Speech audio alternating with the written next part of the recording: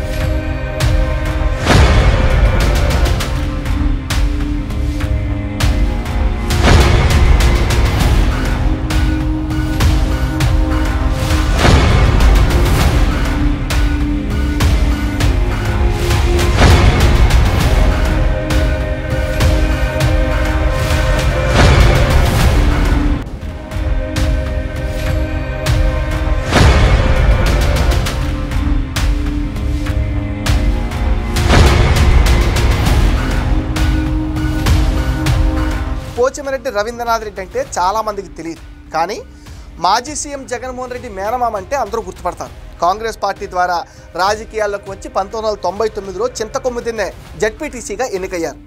ఆయన 2004లో జరిగిన కడప నగరపాలక సంస్థ ఎన్నికల్లో కార్పొరేటర్గా గెలిచి కడప తొలి మేయర్గా కూడా పనిచేశారు.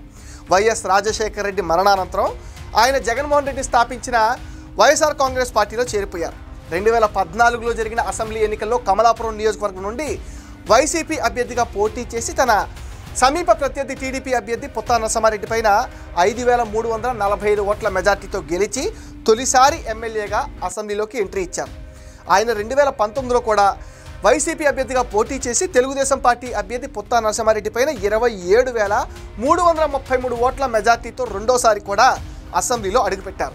రవీంద్రనాథ్ రెడ్డి 2024లో జరిగిన ఆంధ్రప్రదేశ్ శాసనసభ ఎన్నికల్లో కమలాపురం నుండి వైసీపీ అభ్యర్థిగా పోటీ చేసి తన సమీప ప్రత్యర్థి టీడీపీ అభ్యర్థి పుత్తా కృష్ణ చైతన్యారెడ్డి చేతిలో 25357 ఓట్ల తేడాతో ఓడిపోయారు.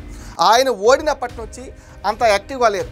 తాజాగా జగన్ మేనమామ మాజీ MLA P Ravindranath Reddy 2 assembly నియోజకవర్గాలపైన కన్నేశారు. ప్రస్తుతం వైఎస్ఆర్ కడప జిల్లా వైసీపీ అధ్యక్షుడిగా రవీంద్రనాథ్ రెడ్డి బాధ్యతలు నిర్వహిస్తున్నారు.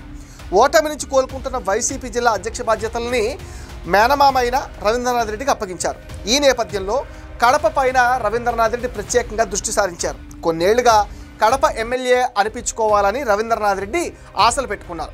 వైఎస్ఆర్ హయాంలో కడప మేయర్గా రవీంద్రనాథ్ రెడ్డి పనిచేసినప్పుడు కడపను సింగపూర్ చేస్తానని ఆయన విస్తృతంగా ప్రచారం చేశారు. మేయర్ అయ్యాక ఎమ్మెల్యే కావాలన్న మేనమామ కోరికను జగన్ నెరవేర్చారు. కమలాపురం టికెట్ ఇచ్చి అక్కడి నుంచి 2 సార్లు గెలిపించుకున్నారు. కమలాపురం ప్రజలు ఇచ్చిన అవకాశాన్ని రవీంద్రనాథ్ రెడ్డి సరిగ్గా ఉపయోగించుకోలేదన్న ఆరోపణ ఉంది. అందుకే ఎన్నికల్లో ఓటమి చవిచూడాల్సి వచ్చింది. రాజకీయ పరిస్థితి వైసీపీకి అనుకూలంగా మారుతుందని రవీంద్రనాథ్ రెడ్డి భావిస్తున్నారు. అందుకే కమలాపురంతో పాటు కడప నియోజకవర్గాలను తన కుటుంబానికే ఇవ్వాలని ఆయన మేనల్లుడి ముందు తన కోరికను వెల్లబుచ్చారు. కమలాపురం నుంచి తన కుమారుడు నరేన్ రామాంజనేయ రెడ్డి కడపలో తాను వైసీపీ తరఫున పోటీ చేయాలనే ఆలోచనతో రవీంద్రనాథ్ రెడ్డి ఉన్నారంటున్నారు. కడపను మైనార్టీలకే కేటాయించాలని వైఎస్ జగన్ ఎప్పుడో నిర్ణయించారు. కడపలో ఒకవేళ అంజద్ బాషాను మార్చొచ్చు, కానీ ముస్లిం మైనార్టీని కాదని మరొకరికి ఇచ్చేందుకు జగన్ అయితే సాహసించారంటున్నారు. మేనమామ కోరిక కూడా నెరవేరదు అంటున్నారు. ఇదే సందర్భంలో కడప ఎమ్మెల్యే అనిపించుకోవాలని తప్పిస్తున్న రవీంద్రనాథ్ రెడ్డి గురించి కూడా విస్తృతంగా ఒక చర్చ జరుగుతుంది. ఎన్నికలకు ఇంకా చాలా సమయం ఉండడంతో ఆ సమయానికి చూస్తాంలే అని వైసీపీ నాయకులు అంటున్నారు. రవీంద్రనాథ్ రెడ్డి ఆయన తనయుడికి ఎమ్మెల్యే టికెట్ కావాలనే విషయంపైన జనంలో చర్చ విస్తృతంగా సాగుతుంది. ఒక్కరికే కష్టం అనుకుంటే ఈ బంపర్ ఆఫర్ ఏంటని వైసీపీ నేతలే చెవులు కోరుకుంటున్నారు. అంతేకాదు కడపలో టీడీపీ జెండా ఎగరవేసింది. రెడ్డప్ప గారి మాధవిరెడ్డి టీడీపీ సత్తా ఏంటో చూపించారు.